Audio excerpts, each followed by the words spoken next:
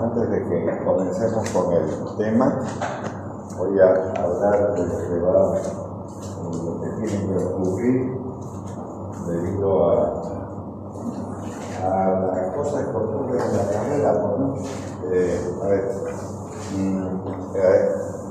El año pasado pasaba en el laboratorio, el año pasado me pasaron al aula 12, ahora dice que el ascensor cada vez no sirve, se quejan los docentes, lo han sacado de ese edificio, lo han trasladado de nuevo a este edificio y entonces me quitaron el aula 12 para la programación, entonces queda que el grupo A4 va a pasar en el laboratorio 3. Por ejemplo, volvemos a los laboratorios. El grupo A2 también va a pasar en el laboratorio. 13. Entonces, una vez que terminemos la actividad, se van a ir a la planta baja donde están los laboratorios. Van a entrar y van a ir hacia el laboratorio 3. Ese laboratorio, con respecto al 4, que también está libre, tiene multimedia, porque lo vamos a ocupar, van a llevar sus trabajos de forma farmacéutica y ya, eso. Quería comunicarle a aquellas personas que tienen eso. En cambio, hay el grupo A2 y el B3 que pasan hoy también en la tarde, esos sí van a pasar en la hora 12, incluyendo su teoría que antes pasaba en este ambiente, pero que todo lo han movido hacia el aula 12. Eso es de la administración de la carrera. También quiero decir que esta semana, Semana Santa, vamos a tener también, en verdad, que recordar el aniversario de la reapertura de la carrera de medicina, que lógicamente en enero de 1880 funcionó por alrededor de unos 5 años, después se cerró justamente con derecho y se reabrió en el año 2000, un 18 de abril, cae Viernes Santo. Entonces es el día del cumpleaños de la carrera de medicina, eso para recordarles un poco que seguramente está en la semana de festejo del aniversario de esta carrera, ¿no? Entonces eso también un poquito para tener en cuenta, en realidad es un aniversario de reapertura de la carrera, no es un aniversario real. Y ya, eso quería comunicarles antes de que comencemos la clase. Bueno, la farmacocinética, entonces, es muy importante porque el organismo humano va a tener un papel preponderante en la conducta de los medicamentos. Y eso debido a que, en términos de la absorción, o sea, estoy hablando por vía tópica, por vía oral, por vía rectal, donde no se ocupa agujas, entonces lo primero que va a haber es liberación, después la absorción y depende de la estructura química del medio que se trate, porque pues el organismo humano es tan interesante que tiene diferentes pH dependiendo de la boca, del estómago, el intestino delgado, si se quiere. La verdad, después de los pH de la sangre, de la orina, entonces tiene varias variables y las conductas de los fármacos en términos de su absorción pueden tener también cambios trascendentales. Peor cuando las personas, digamos, están enfermas. Una vez que se ha realizado la absorción, porque la aplicación de un fármaco por vía intravenosa, ya estamos en el aparato circulatorio y no hay liberaciones ni nada, y ya está.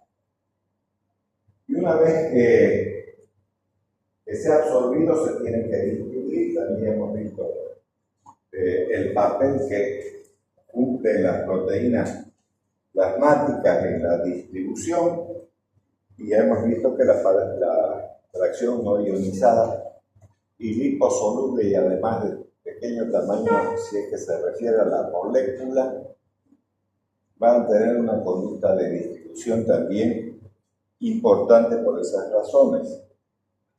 Bien, ahora vamos a hablar de la biotransformación o metabolismo.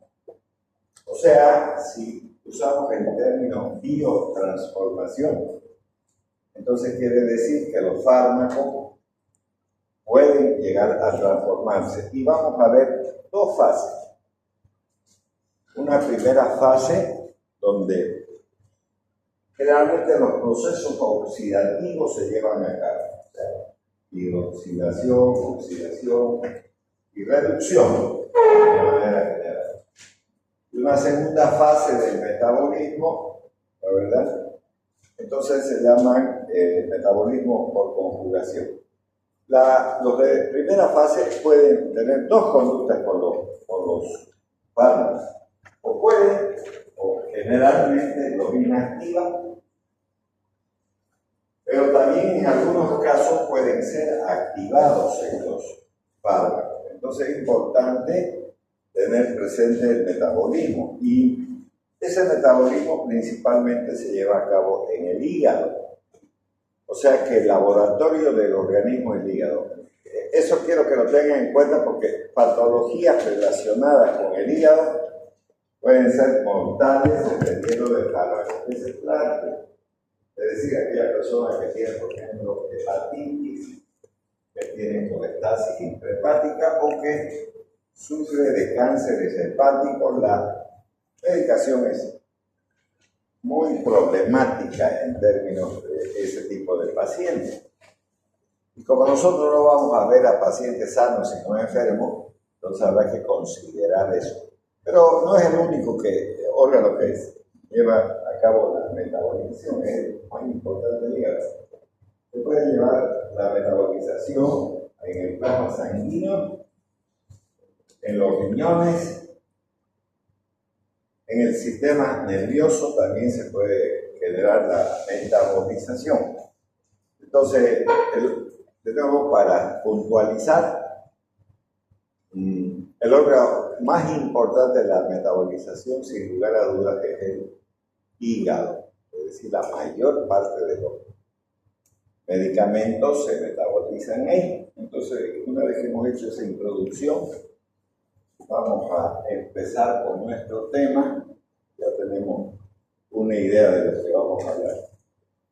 Entonces, los fármacos son en general sustancias orgánicas apolares. Eso es importante, son sustancias químicas, claro, provienen de la química orgánica, con un alto grado de lipofilia, porque ya hemos visto que los fármacos, para poder atravesar la carrera más importante, porque la manera de actividad se requiere de cualquier tejido o órgano, entonces tienen que ser lipófilos. El metabolismo de los fármacos tiene como objetivo su transformación, por eso también se puede utilizar en vez de metabolismo biotransformación en sustancias más polares que puedan excretarse con mayor facilidad. Son pocos los fármacos que necesitan obligatoriamente que se mueran las células para poder ser eliminados, pero la inmensa mayoría, obviamente, que se eliminan a través, ¿no es verdad?, de la metabolización. Ahora quiero que veamos dos cosas, ¿no es verdad? Aquí voy a escribir la palabra metabolismo.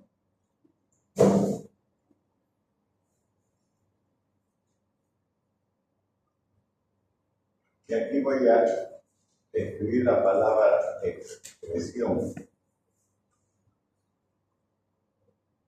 Ya, cuando yo me refiero a la expresión, es la expulsión o salida del fármaco fuera de nuestro organismo. Entonces, esto es fuera de nuestro organismo.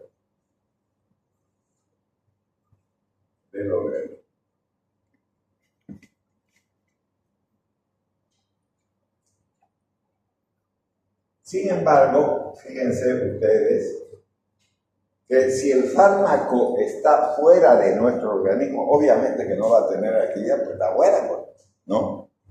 O sea, hay una, si se quiere, inactivación del medicamento porque ya se salió del organismo humano. Sin embargo, el metabolismo no es así, no saca el fármaco del organismo, pero puede, la verdad, inactivarlo. Entonces, inactiva el fármaco y tampoco va a tener acción, digamos. Pero hay una diferencia entre lo que es la excreción y el metabolismo. El fármaco sigue dentro del organismo, pero se vuelve inactivo.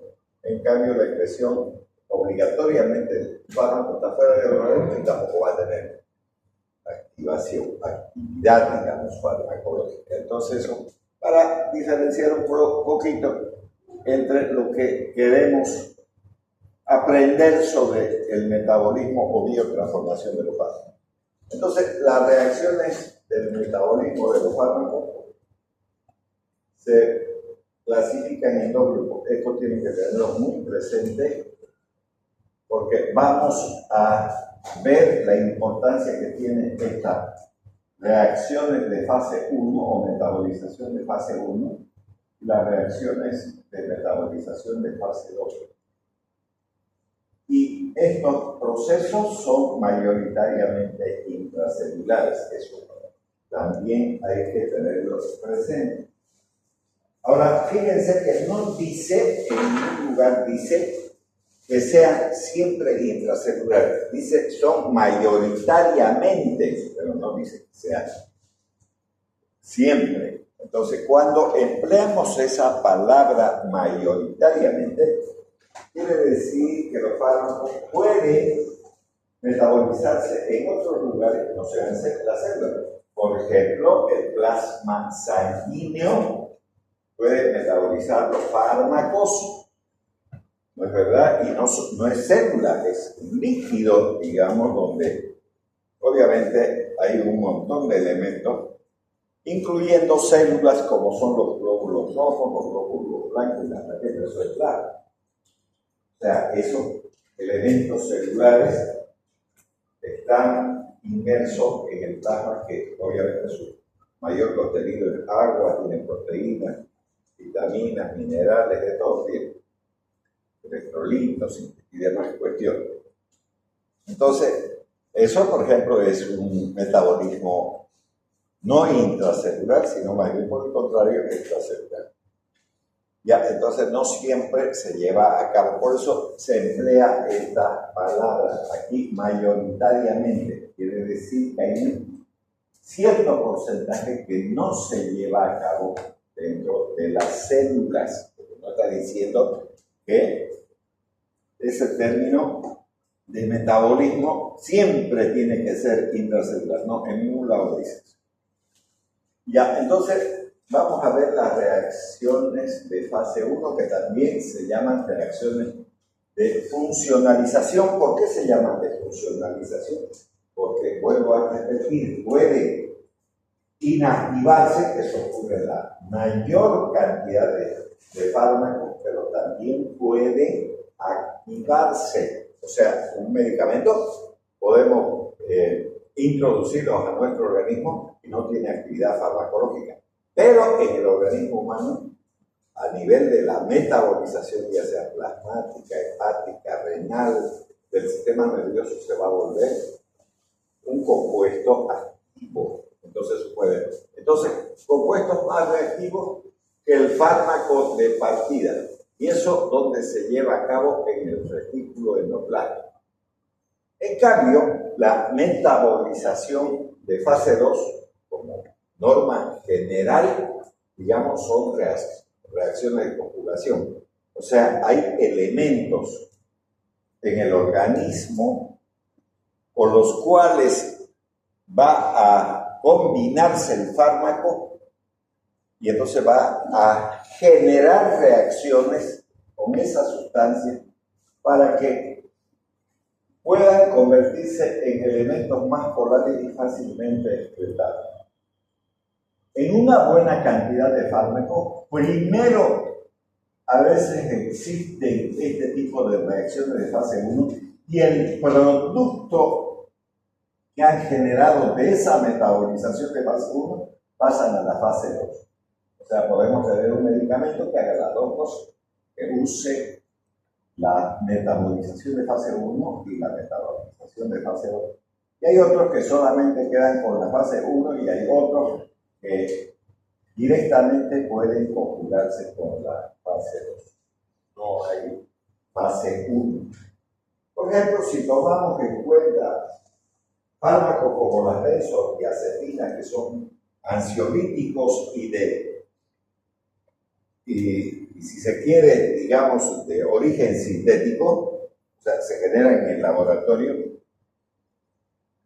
que sirven para parar las convulsiones, para detener la excitabilidad de ciertas personas que tienen, por decir, una histeria o lo que sea. Entonces, por ejemplo, el lorazepam puede metabolizarse de manera directa por una fase de conjugación, entonces, sin usar esta fase 1. Ya. Entonces, el sustrato siempre va a ser un metabolito procedente de la fase 1, que la mayor parte de eso lo hace. O sea, esta fase 1 genera metabolitos ya, y esos metabolitos que proceden de esa fase 1, entonces pueden generar una segunda metabolización que es por los procesos de fase 2. Y eso tiene lugar en el citosol de la human cell. Entonces, vuelvo a repetir, el órgano más importante de la metabolización es el hígado, donde vamos a encontrar una serie de elementos que permitan eso. Ahora, esto quiero que grabemos bien, porque la metabolización, sobre todo de fase 1 que vamos a ver aquí, no es verdad, usan este sistema del citócromo P450. Y no es un número cualquiera eso. Esa P significa pigment. Y entonces, además ese 450 tampoco es un número porque se me ocurrió ponerle, digamos, sino que eso se realiza con equipos que usan luz. Y entonces podríamos ese espectro lumínico es 450, por eso se llama así. Esta P se denomina citócromo pigment 450. Eso lo van a ver en todos los capítulos habidos y por haber donde se realizan estos procesos metabólicos que son generalmente oxidativos. Entonces va a estar ahí en el proceso. Entonces, estas reacciones de fase 1 pueden ser de tres tipos. La oxidación, que es la más frecuente, la reducción y la hidrólisis. Todas estas son procesos oxidativos, aunque haya oxidación pura. La reducción también es un proceso oxidativo y la hidrólisis. Entonces, hidrólisis. ¿Por quién es producido este mecanismo de metabolización? Las esterasas, sobre todo las plasmáticas y las hepáticas. Entonces, esterasas, amidasas, proteasas, sobre todo en el plasma y en el plasma.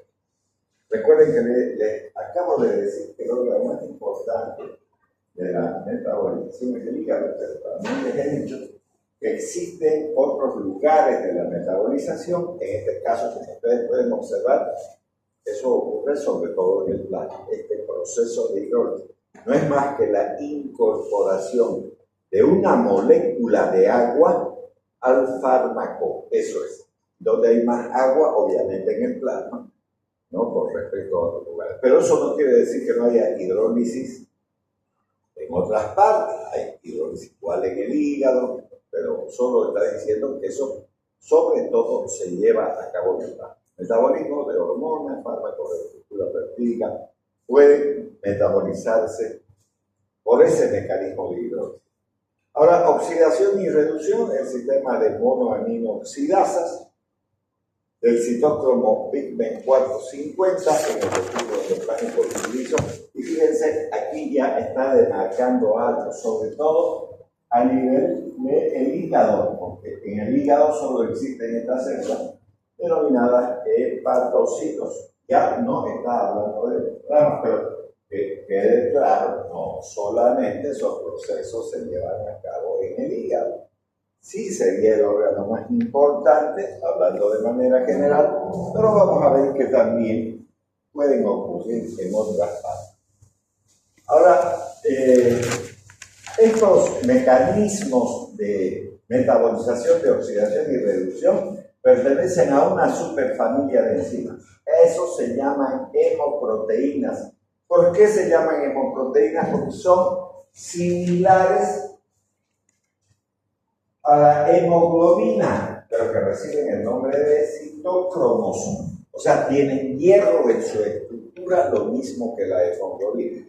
Oxidan gran variedad de sustratos, por ejemplo, sustancias endógenas, fármacos, contaminantes ambientales, xenobióticos, etcétera, etcétera. ¿Qué es lo que hace que esta nación cada vez sea más pobre? Porque dice que no hay que usar elementos que generen, digamos, estos productos transgénicos y que hacen demasiado mal a la humanidad. Sin embargo, de los países vecinos que no tienen esas leyes, igualito meten camote peruano, tomate peruano, harina argentina, lo mismo.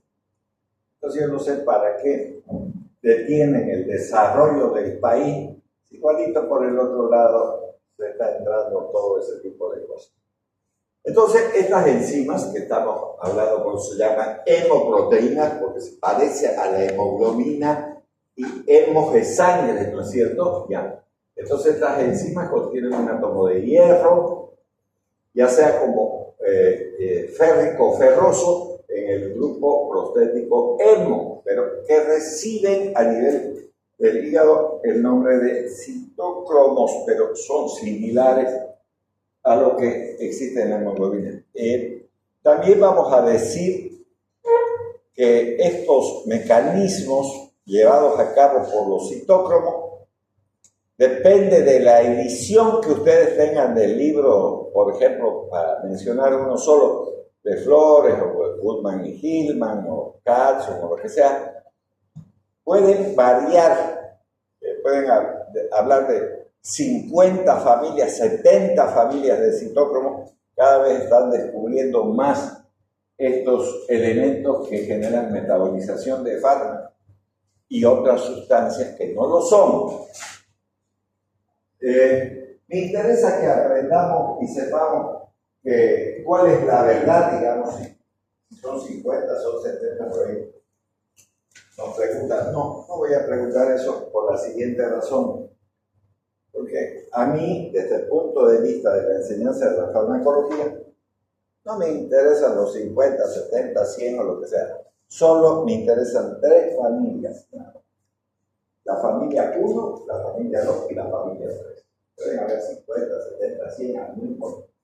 Lo que interesa desde el punto de vista farmacológico que solo 3 familias metabolizan los fármacos. 3. Los de la familia 1, los de la familia 2 y los de la familia 3. Así que haya 50, 40, 30, 80, 100, da lo mismo. Porque, por último, desde el punto de vista farmacológico, solo 3 familias generan la metabolización. La 1, la 2 y la 3. Entonces, la forma oxidada se une al fármaco y el complejo resultante acepta el electrodes de la nicotina adenina dinucleótido reducido como consecuencia del hierro férrico, si capta el hierro que tiene 3 valencias, o reduce al ferroso que tiene 2 valencias y que genera oxidación. Entonces, vuelvo a repetir, esos citócromos se parecen mucho a la hemoglobina, porque tienen un compuesto hemo y también la presencia de hierro, pero que no se sitúan en la sangre, sino la mayor parte está situada en el hígado y dentro de las células. Por eso se ha hablado del retículo endoplasmático. Bueno, el sistema de citocromo P450, ya les he dicho que la P significa pigmento. Y esto es el grado de absorción de la luz, es 450, no es que sea un número así nomás, es el grado de absorción de la luz en nanomoles. Está constituido por más de 30 familias, aquí por ejemplo tenemos 30 familias, pero otros dicen 50, 70, no me interesa este número 30, y solo 3, vuelvo a repetir, esas, si me interesa, no importa que sean 30, 50, 80, 100, eso interesará desde otro punto de vista. Solo desde el punto de vista farmacológico me interesan 3, implicadas en el metabolismo de la. Entonces, esta sigla quiere decir esta C y esta Y. Entonces, C y P, citócromo, hasta aquí es citócromo pigment de la familia 1, de la subfamilia C y de la isoforma 2, como pueden ver aquí. Aquí citócromo pigment de la familia 3, ustedes pueden tener digamos, el A4, el A5, esos son las isoformas. Cada familia comprende varias subfamilias formadas por múltiples isoformas, como dice ahí. Y ahorita voy a mostrarles en una imagen eso que parece no tener importancia, pero sí que tiene para que ustedes puedan grabar, ¿no es verdad?, la connotación que va a tener esa estructura química llamada citócromo en términos de las familias y obviamente las subfamilias y las isoformas. Vamos a ver eso enseguida. Entonces, esas isoenzimas del citócromo pigment presentan una selectividad de sustrato relativamente alta y son heteroselectivos. El mismo fármaco puede ser sustrato de distintas isoenzimas. Ahora, el acrónimo CIEP quiere decir citócromo pigment, o sea, esta sigla quiere decir citócromo pigment. El número identifica la familia, la letra que identifica la subfamilia y el número que indica la enzima, en concreto la isoforma de la cual está formada. Entonces, esto tenemos que aprender obligatoriamente, este acrónimo. Entonces, vuelvo a repetir, CIEP significa citócromo pigment. El número identifica la familia, la letra identifica la subfamilia y el número que identifica la isoenzima en concreto. Entonces, no son iguales. O sea, cada fármaco tiene una forma de metabolizarse y eso aquí está. Entonces, CIE, citócromo, la P, pigment, el número 3 es de la familia 3, porque hay la 1, la 2 y la 3. Entonces, esto puede variar. Entonces, si es un número 1, si es un número 2 o si es un número 3. Más de eso, de las 30, 50, 80, solo 3 familias.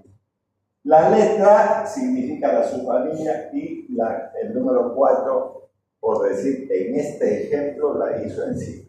Entonces, esa es la forma de leer, ¿no es verdad?, ese acrónimo que ustedes acaban de ver en la. Entonces vamos a ver qué hace cada familia, vuelvo a repetir, en términos de oxidación, ¿no? En la fase 2 no hay esto, no existe eso, solo en los procesos oxidativos. Ya, entonces la familia del citócromo pigment, la familia 1.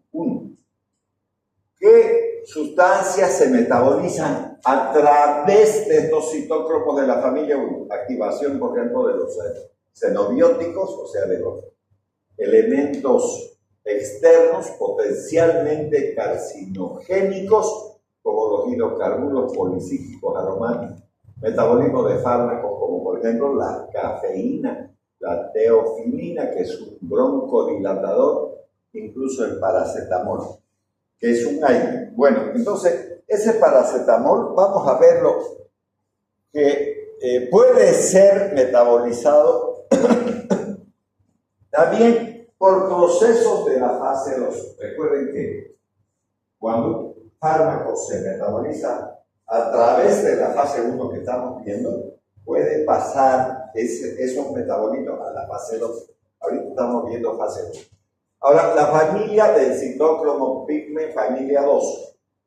La familia más numerosa, ¿no? Donde tenemos citocromo pigment, familia 2, su familia D y obviamente la isoforma 6. Entonces, de nuevo, citocromo pigment, familia 2, su familia D, su familia D. Y este número que viene aquí es la isoforma. Vía principal de la eliminación de muchos fármacos de uso frecuente. Entonces, es mucho más importante esa familia 2 que la 1 todavía. La 1 tiene, digamos, un margen mucho más estrecho de metabolización de fármacos. Sin embargo, la familia 2 tiene más. Pero la más importante es la que pertenece a la familia 3. La inmensa mayoría de fármacos se eliminan por esta familia, del citocromo pigment de la familia 3A, o sea, su familia A. Es el grupo de enzimas más importante cuantitativamente en el metabolismo oxidativo. Fíjense, oxidativo, dice, no de otra cosa, de fármacos menores. Aproximadamente un 50% de los fármacos utilizados en la actualidad se metabolizan al menos parcialmente por 2 isoenzimas de esa. Su familia, que es, de nuevo, citocromo P450, si ustedes quieren, de la familia 3, de la subfamilia A y de la isoforma 4, y aquí tenemos la isoforma 5. La 4 y la 5 son las que más utilizan, digamos, ese mecanismo para biotransformarse. Y vuelvo a repetir, cuando usan estos citocromos, son procesos generalmente oxidativos. O sea, está metido el oxígeno en el proceso de metabolización. De nuevo, la CYP3A4 supone el 30% del total de los CYP expresados en el hígado humano, la isoenzima más abundante en la mucosa del intestino delgado e implica también el metabolismo de muchos fármacos y de la 6-beta-hidroxilación del cortisol. Recuerden que el cortisol es una hormona que pertenece al grupo de los glucocorticoides, ¿no, verdad? Y que se forma a partir de la corteza suprarrenal, ¿no? Recuerden que la glándula suprarrenal tiene 2 partes, una médula y una corteza, y la corteza genera glucocorticoides, al cual pertenece el cortisol. La CYP3A5, la forma de CYP3A predominante en el riñón humano, fíjense ustedes también, no solamente ocurre en el hígado, los procesos metabólicos, también ya lo hemos mencionado al riñón, al plasma y al sistema nervioso. CYP3A4 y CYP3A5 metabolizan los mismos sustratos con distintas cinéticas.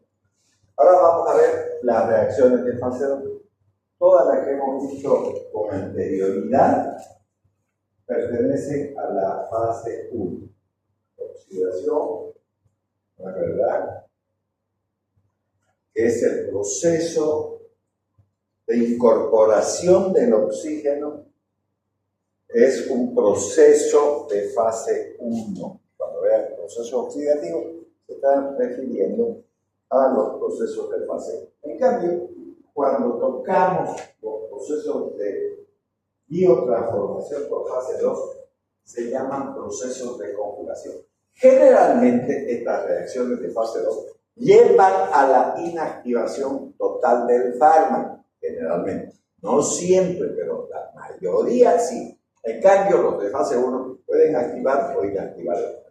En cambio, aquí, generalmente, inmensa mayoría, el 99% de los fármacos inactivos. Entonces, estas reacciones de fase 2 son reacciones de conjugación, ¿no?, de metabolitos procedentes de la fase 1. Es un grupo no homogéneo, más bien por el contrario, heterogéneo. ¿Qué quiere decir eso? Que el fármaco se va a combinar con diferentes sustancias que produce nuestro organismo y generalmente lo puede hacer a nivel hepático, ¿no? Entonces, este grupo heterogéneo, grupo de enzimas llamadas transferasas, todas son transferasas. Entonces vamos a ver quiénes son los que participan en ese proceso de metabolización. Eso vamos a ver ahora mismo en las siguientes diapositivas. Entonces, por ejemplo, llega un fármaco, se metaboliza en fase 1, genera un metabolito y se va a conjugar por este mecanismo que es a través de las glucoroniltransferasas. Entonces, esta sigla significa glucoroniltransferasa. Entonces, facilita la transferencia del ácido glucurónido desde el uridín difosfato glucurónido. Uridín difosfato glucurónido. Hasta sustancias endógenas o exógenas que contienen en su molécula grupo hidroxilo, amino o sulfhidrilo. Vamos a ver también que hay diferentes uridín fosfato glucurónido. Como tenemos aquí, vamos a ver que no solamente un solo mecanismo existe en ese grupo, por algo es grupo, hay más de uno. Entonces, eso es lo que vamos a ver en la siguiente diapositiva. Como ustedes pueden ver, conjugados con el ácido glucurónico, son mucho más solubles en agua que los productos de partida y son fácilmente eliminables en la orina o en la bilis. Entonces, tenemos varios fármacos, por lo menos dos familias de las glucuroniltransferasas, la 1 y la 2. Entonces, la 1 genera conjugación de los opiáceos. Vamos a hablar un poco de los opiáceos para poner algunos nombrecitos de fármacos que pertenecen a ese grupo.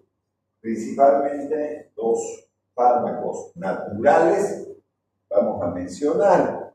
Entonces, uno es la morfina y la otra es la codeína. La morfina y la codeína son opiáceos, pero existen incluso anestésicos generales intravenosos que pertenecen a este grupo, por ejemplo, el fentanil, sulfentanil, etcétera, etcétera, pertenecen a los opiáceos, que son extraídos de una flor denominada amapola, ¿no?, de metabolitos procedentes incluso de la fase 1, que contengan aminas primarias y terciarias, ¿no?, y además grupos fenólicos. Entonces, eso ya hemos puesto algunos ejemplos de los opiáceos. Estos opiáceos pertenecen a un grupo de fármacos llamados hipnoanalgésicos, pero también existe un segundo grupo que son los anestésicos intravenosos, ¿no?, los opiáceos. Ya, muy bien. Las enzimas más importantes para la conjugación de moléculas de estructura esteroidea también. Por ejemplo, estructura esteroidea tiene la progesterona, la testosterona, los glucocorticoides, la hormona estimulante de los corticoides y demás cuestiones. Las glucuroniltransferasas de la familia 2, papel importante en el metabolismo también de los esteroides, aquellos que tienen un grupo funcional llamado ciclopentano-peridrofenantreno. Ya. Ahora, otro grupo de, sustancias enzimáticas que generan metabolización, es decir, el fármaco se va a unir a esa sustancia. Entonces, la glutatión, esto es un azufre. Ya, entonces, ¿cómo se lee? Glutatión sulfotransferasas. Entonces son la glutatión sulfotransferasas. Entonces, ¿qué es el glutatión? El glutatión es un tripéptido, o sea, está constituido por 3 moléculas. Glutamil, cisteinil, glicina. Eso es. El glutatión, me preguntan cómo está estructurado el glutatión, entonces ahí tienen también, está constituido por 3 unidades. Glutamil, cisteinil, glicina. Existen mayoritariamente en estado reducido. Entonces, el fármaco puede conjugarse con el glutatión, que es uno de los mecanismos más importantes, mediante las cuales la célula inactiva sustancias potencialmente tóxicas, tanto endógenas como exógenas. Entonces, los sustratos de la glutatión sulfotransferasa incluyen numerosos fármacos dotados de actividad antitumoral. Nos está diciendo que, por ejemplo, en los hospitales que nosotros tenemos en la ciudad de Santa Cruz, en el oncológico, se recetan estos fármacos que van a ser metabolizados por esta conjugación con el glutatión. Entonces, importante tener en cuenta que pueden ser activados estos fármacos que tienen acción antitumoral. Ya, ahora otro grupo, este es el tercero, ¿no? Primero con el ácido clorhídrico, después con el glutatión, y ahora tenemos 3 sistemas de conjugación. Con el ácido sulfúrico, la sulfotransferasa, por procesos de metilación, las metiltransferasas, y por procesos de acetilación, las acetiltransferasas. Pero vamos a ver primero la sulfotransferasa. ¿Qué ocurre en ese proceso de metabolización de fase 2? Va a ocurrir una sulfatación, transferencia de un sulfato inorgánico desde el donador, que es el 3-fosfoadenosin 5-fosfosulfato, ya a un grupo hidroxilo alifático fenólico. Y en el lugar donde entonces el citosol. Recuerden que el citocromo-pigment de la familia 1 metabolizaba el paracetamol, y aquí volvemos a encontrar el paracetamol. Yo solo he marcado en rojo. Si quieren podemos volver a verlo, porque les dije graben esto, ¿no es verdad? Entonces podemos volver y ustedes van a ver que eso es así. Aquí está. Aquí, ¿no? Aquí está el paracetamol por el citocromo pigment de la familia 1. Entonces, una vez que se ha metabolizado parcialmente este paracetamol, entonces pasa de la fase 2. Eso es lo que decía la teoría. Entonces volvemos al lugar donde estábamos. Y entonces aquí tenemos donde hemos quedado. Aquí vuelve a aparecer, pero esto es metabolización de fase 2. Agonistas de los beta-adrenérgicos, por ejemplo, salbutamol, fenoterol, son metabolizados por estos agonistas beta-adrenérgicos. Antihipertensivos, por ejemplo, como la alfa-metildopa, el minoxidilo. Ya ese minoxidilo no se utiliza como antihipertensivo, sino más bien en loción para que le crezca el cabello a la gente que sufre de calvicie. Pero el minoxidilo en realidad fue creado para bajar la presión arterial. Pero como cuesta muy barato para bajar la presión, mejor volverlo caro. Y entonces los pelones se van a tener que comprar eso para que les crezca el cabello mientras lo usen, porque dejan de usarlo y se les cae la línea. Entonces, negocios son negocios y obviamente la industria farmacéutica es para negocios, no para negocios. Ya, las metiltransferasas ahora. Número 2, metiltransferasas. Estaban sulfotransferasas primero, ahora metiltransferasas. Enzimas también que se encuentran en el citoplasma de la célula que catalizan la transferencia de un grupo metilo. Por ejemplo, la sulfoadenosil L-metionina a grupos hidroxilo ortometiltransferasa, sulfidilo sulfometiltransferasa como la aminometiltransferasa de una gran variedad de sustratos de bajo peso molecular. Entonces, este proceso, que también es de fase 2, entonces provoca metilación de los diferentes fármacos que vamos a ir desarrollando en el transcurso del año. Y finalmente las acetiltransferasas que pertenecen a ese grupo, entonces transfieren grupos acetilo desde la acetilcoenzima A. Recordemos que la acetilcoenzima A es un producto que se genera en las mitocondrias cuando las mitocondrias están produciendo ATP. Entonces, de ahí proviene la acetilcoenzima A grupos amino y metabolizan fármacos como por ejemplo las sulfamidas. Las sulfamidas son antibióticos que sirven para el tratamiento de infecciones bacterianas producidas por Gram negativo, que los productos de partida pudiendo precipitar durante su excreción y provocar cristalura. Ningún médico tiene la paciencia de expresar a los pacientes que consumen, por ejemplo, sulfamethoxazol para infecciones urinarias o intestinales, es decir, que consuman mucha agua. Cuando se consumen esos medicamentos, tienen que consumir mucha agua para que no se genere cristaluria a nivel del riñón y esos cristales destruyan las nefronas. De la única manera que se puede evitar es beber mucha agua para mantener un flujo renal alto, porque si no se le va a arruinar el riñón. Eso es lo que dice ahí. Ahora, las epóxido hidrolasas, muchos fármacos entonces se biotransforman por esta vía. Algunos medicamentos que pueden utilizarse para el tratamiento de la epilepsia se usan esto. Hidrolizan los epóxidos que se generan en los procesos metabólicos oxidativos, dando lugar entonces a los dioles.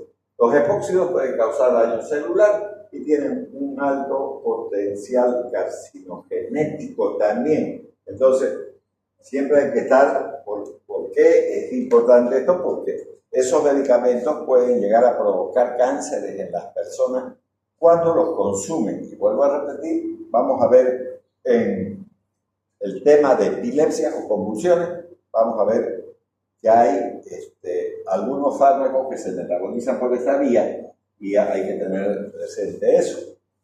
Y también puedo decirles que están muy relacionados, ¿no es verdad?, con las anomalías congénitas si esa mujer tiene convulsiones pero además está embarazada.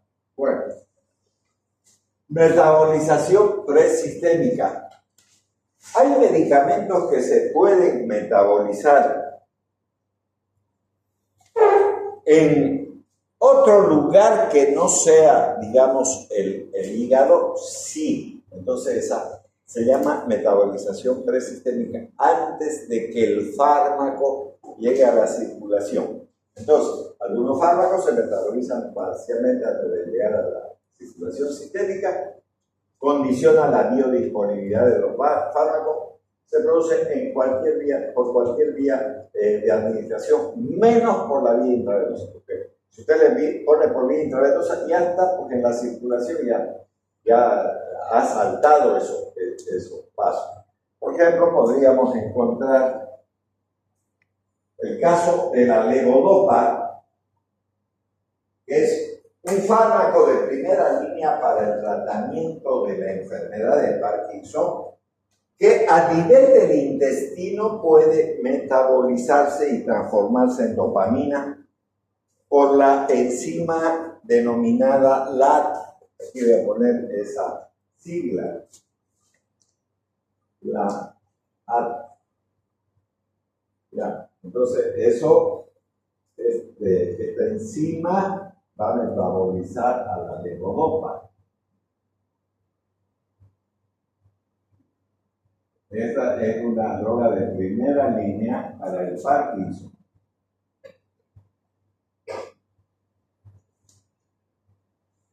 Entonces, esta va a metabolizar a esta levodopa y la va a convertir en dopamina.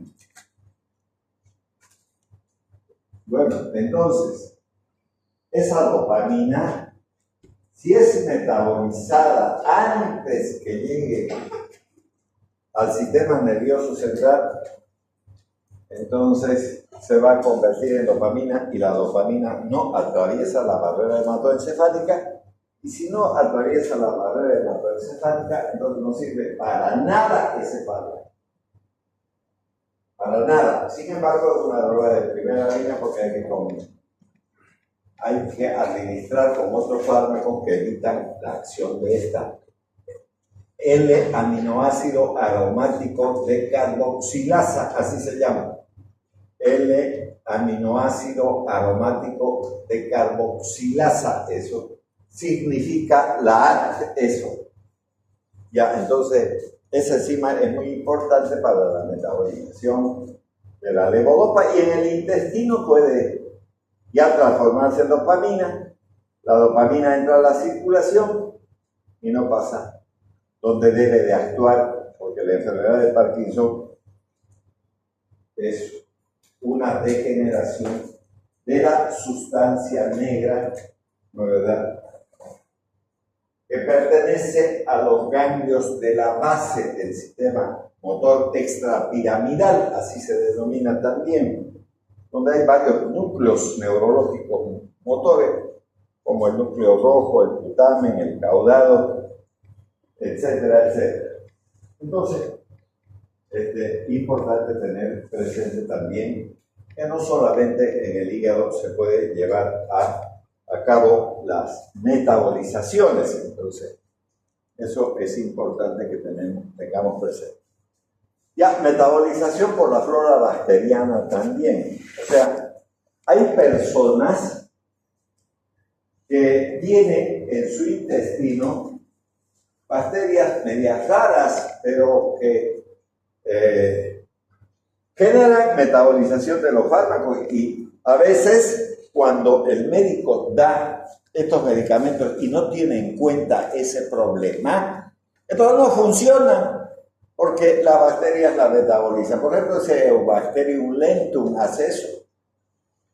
Entonces dice ahí que esa flora bacteriana intestinal puede generar una metabolización de ciertos fármacos, como por ejemplo la digoxina. La digoxina es un cardiotónico que sirve para el tratamiento de la insuficiencia cardíaca, de algunas formas de insuficiencia cardíaca. Entonces, esa digoxina puede metabolizarse por esa bacteria llamada Eubacterium lentum, presente en la flora del 10% de la población.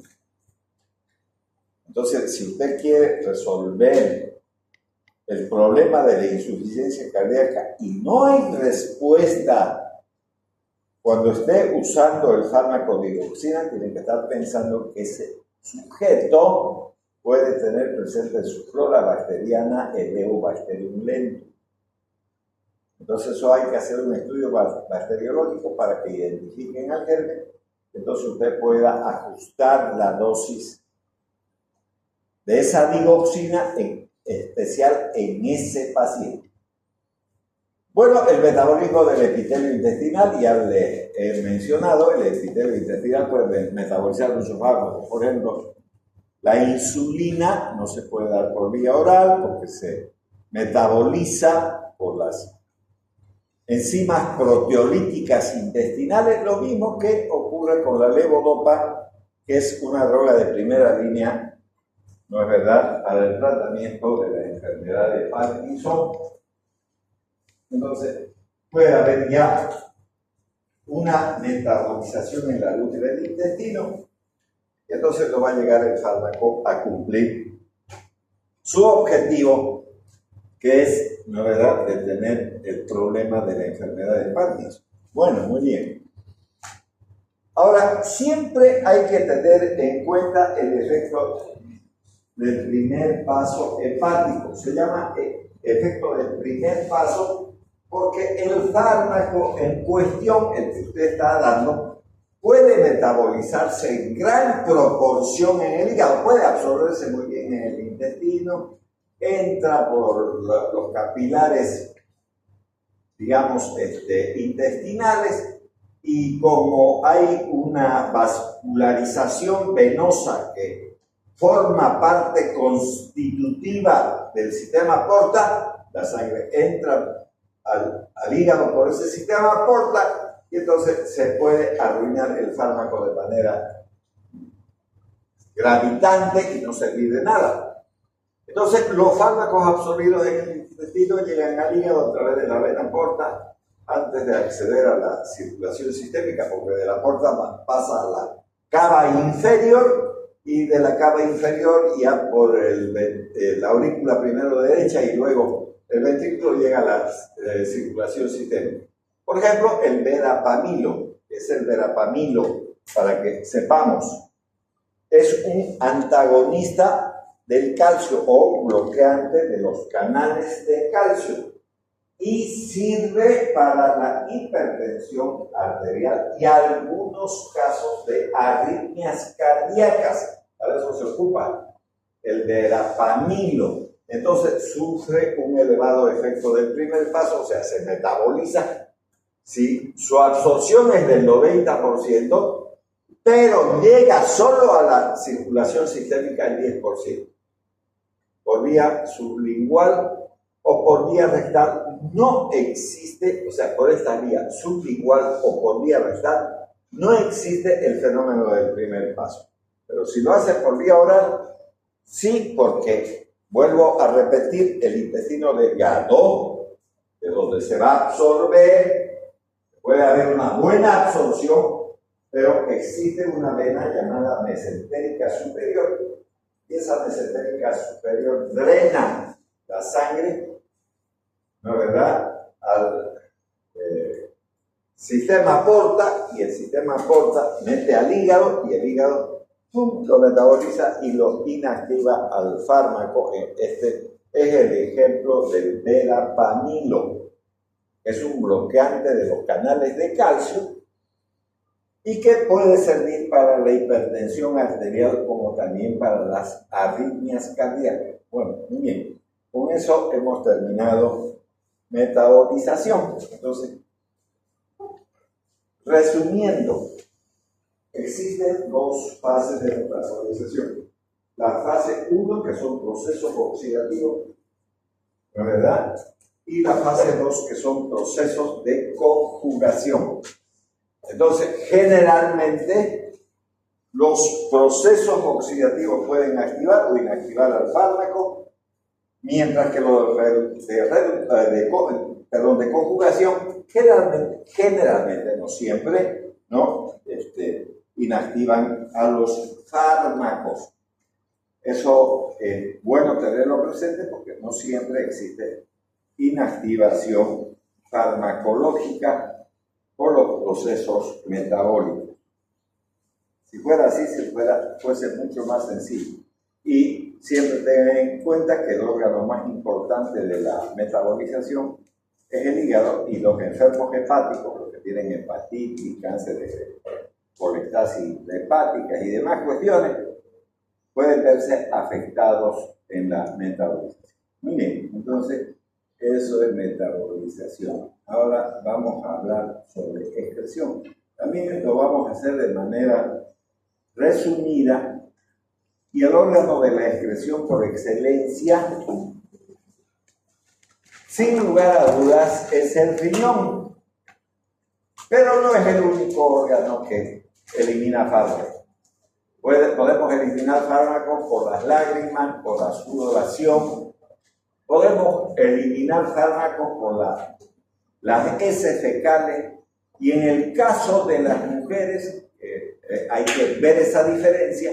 Pueden eliminar fármacos a través de la leche materna, y esa eliminación resulta ser muy negativa, sobre todo en las madres que están amamantando a sus hijos porque pueden afectar estos medicamentos. Pero volvamos de nuevo al principio.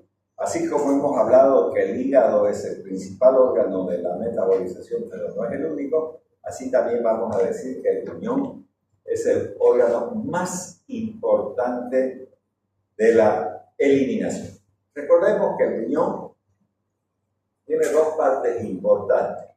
Un ovillo capilar llamado glomérulo, rodeado por una cápsula, es una membrana, ¿verdad?, que se llama cápsula de Bowman. Tiene una arteria que mete la sangre a ese ovillo capilar, eso se llama aferente, y la que saca la arteria eferente. Pero además está unido a un sistema tubular, el túbulo contorneado proximal, el asa de Henle, el distal, y luego viene obviamente el túbulo colector, y de ahí ya se va saliendo, digamos, la avenida, así para mencionar algo más. Pero no nos interesa mucho eso desde el punto de vista farmacológico. Nos interesa cuáles son las funciones de la nefrona. El ovillo capilar realiza la filtración y obviamente el sistema tubular la reabsorción y la secreción tubular. Eso es lo que nos interesa. Entonces, desde ese punto de vista, entonces vamos a hablar sobre la excreción, nos vamos a centrar un poco a nivel renal, pero vuelvo a repetir, no es el único órgano de eliminación de fármacos. También podemos eliminar por saliva, podemos eliminar por vía biliar, que obviamente cae al intestino, por vía dérmica a través de la sudoración, por la leche materna, ¿no? Entonces pueden eliminarse, digamos, los diferentes fármacos. Bueno, entonces, para hacer una diferencia con la metabolización, porque recuerden que la metabolización, al inactivar el fármaco, entonces ya no hay efectos que produzca o acciones que produzca en el organismo humano. Y sacándolo el fármaco fuera del organismo, tampoco va a tener actividad. Entonces se entiende por excreción al pasaje de las drogas desde la circulación hacia afuera, al exterior. Que no es lo mismo, no es verdad, que el hecho de que dejen de tener actividad por un proceso metabólico. Ya, entonces los principales órganos de la excreción, ahí tenemos, ¿no? Son el riñón, el pulmón y el colon. Con eso no estoy diciendo que son los únicos. Estoy diciendo que son los órganos más importantes. A ver, si alguien recibe un anestésico general inhalatorio, ¿por dónde lo va a eliminar? Por el mismo pulmón. ¿Ver?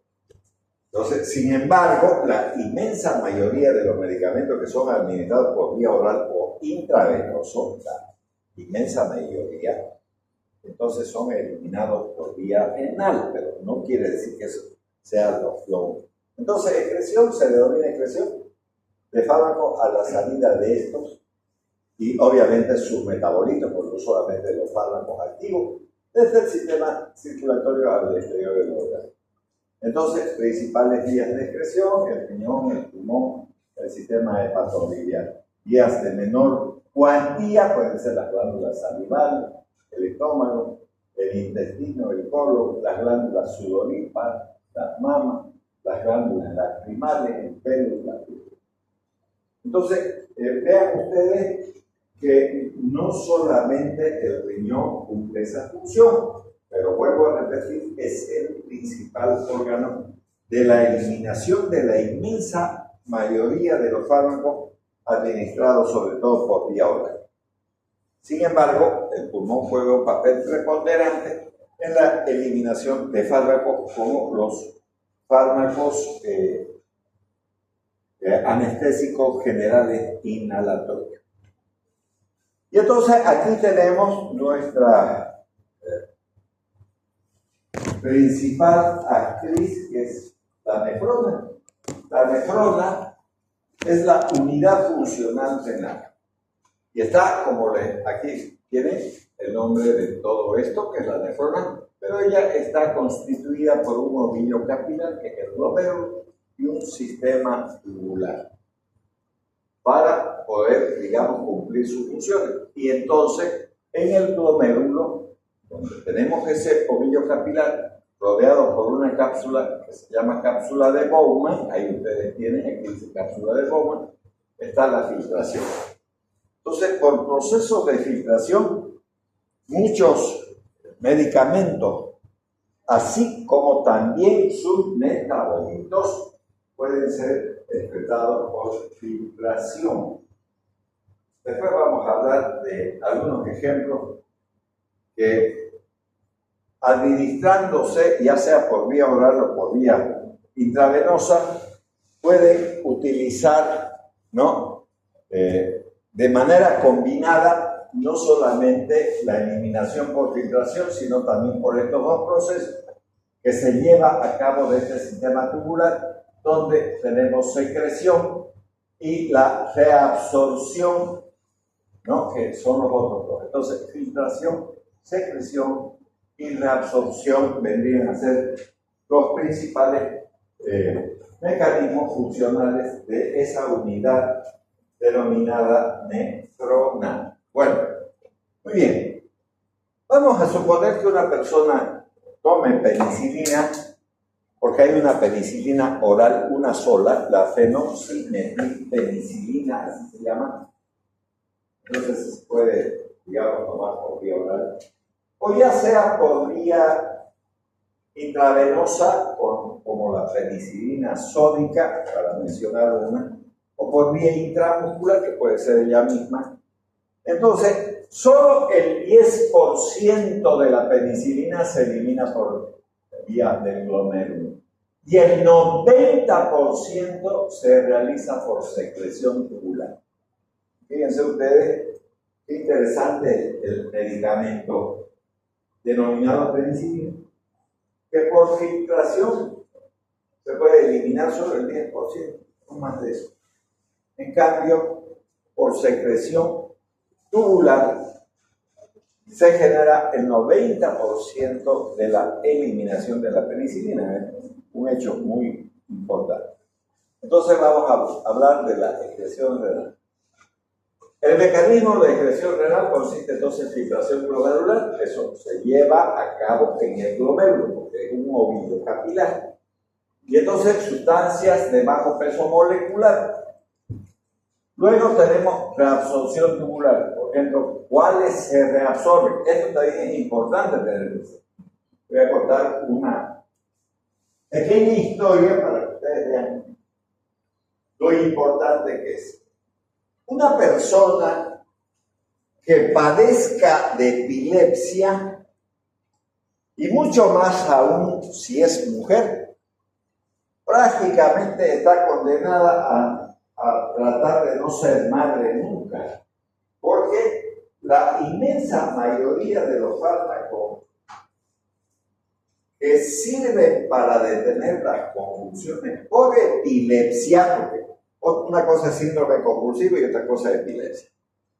Ambas sí se producen convulsiones, pero hay que tratar de entender que epilepsia, o sea, el término epilepsia en sí, significa que esa persona presenta convulsiones que pueden ser tónico-crónicas, crisis de ausencia, lo que sea, o mezcla de ellas, que realmente tienen un fondo genético.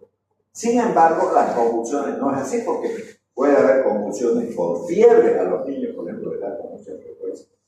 Convulsiones por fiebre, son convulsiones febriles, ustedes le bajan la temperatura y vuelve al estado normal. Puede producir parásitos, por ejemplo, las amebas, la neurocisticercosis.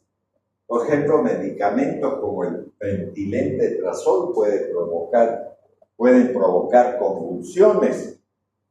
Pueden provocar convulsiones muchos fármacos tóxicos, como por ejemplo la estricnina, puede provocar, digamos, convulsiones. Y así sucesivamente podemos hablar de tumores, traumatismo cráneoencefálico, todo ese tipo de cosas pueden provocar convulsiones.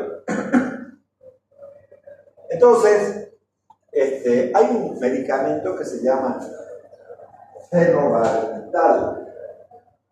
Ese fenobarbital es una droga, entre comillas voy a poner, de primera línea.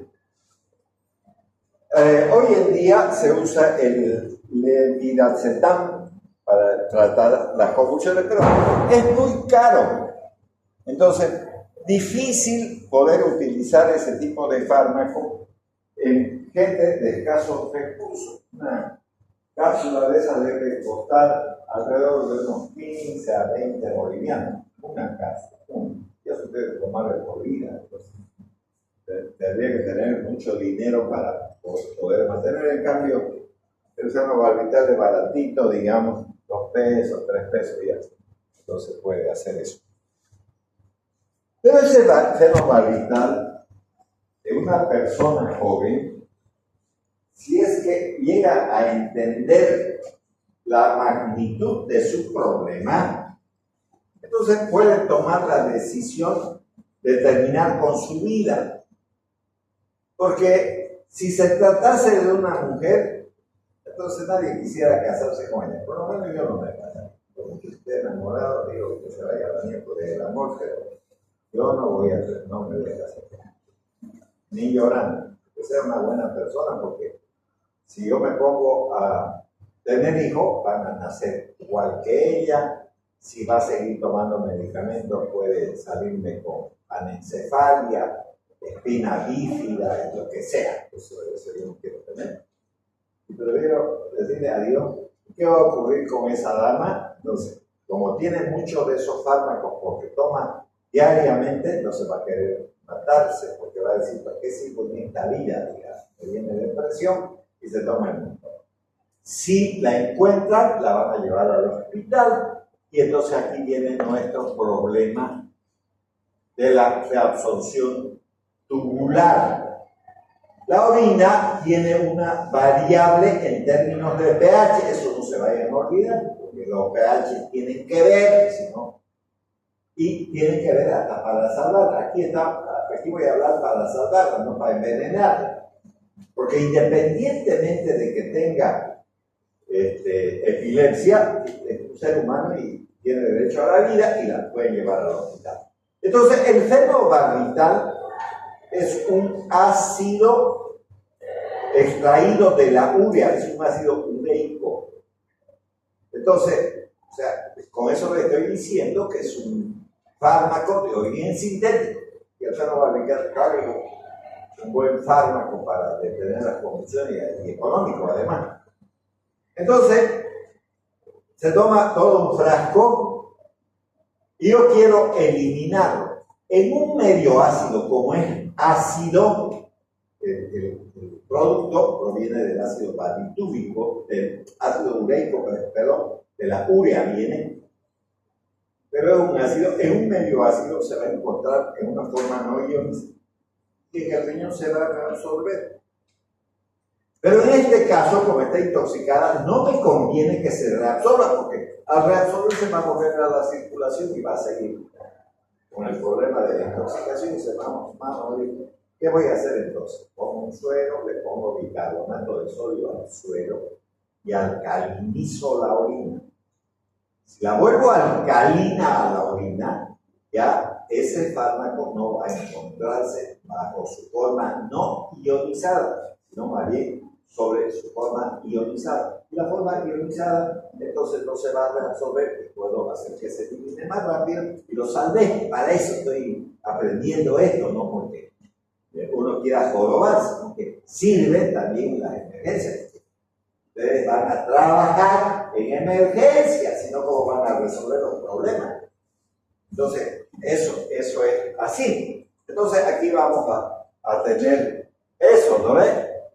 Esto, entonces, filtración glomerular, reabsorción tubular, ácidos y bases débiles, en su porción no ionizada, por ejemplo, el fenobarbital, a un pH de 5.4, que sería, digamos, un pH común, que quede claro, la orina puede llegar hasta 8 y ser normal, que quede claro. Eso se reabsorberá mientras que a un pH básico, si usted le pone bicarbonato de sodio, se lo va a volver básico, entonces se va a eliminar.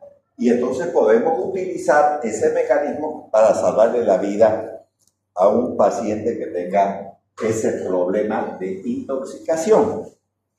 Entonces, excreción, salida de los fármacos, sus metabolitos al exterior del organismo, pasan a la orina todos los fármacos disueltos en el plasma, que se encuentran en la forma libre como un peso molecular inferior a 70.000 daltons, de forma pasiva o mediante transporte activo, tanto la fracción libre como la unida a las proteínas, que es la parte reversible, son uniones reversibles, pero el transporte activo puede saturarse. Los fármacos vuelven a la circulación sistémica mediante difusión pasiva, la reabsorción de eso, ¿no?, de la sustancia. Entonces, ahí vienen el riñón, filtración, secreción tubular y reabsorción, que son las funciones que no les estoy enseñando yo, eso lo han tenido que ver en fisiología.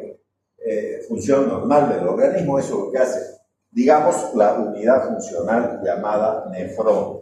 Entonces, vamos a usar eso y ya listo. Ahora, secreción tubular se realiza por transporte activo para sustancias que son ácidos y base fuerte. Así, por ejemplo, la penicilina utiliza el mismo transporte del ácido úrico para su eliminación. Ya les dije que el 90% de la penicilina se elimina por secreción tubular y solo el 10% por filtración glomerular. Ya les dije eso.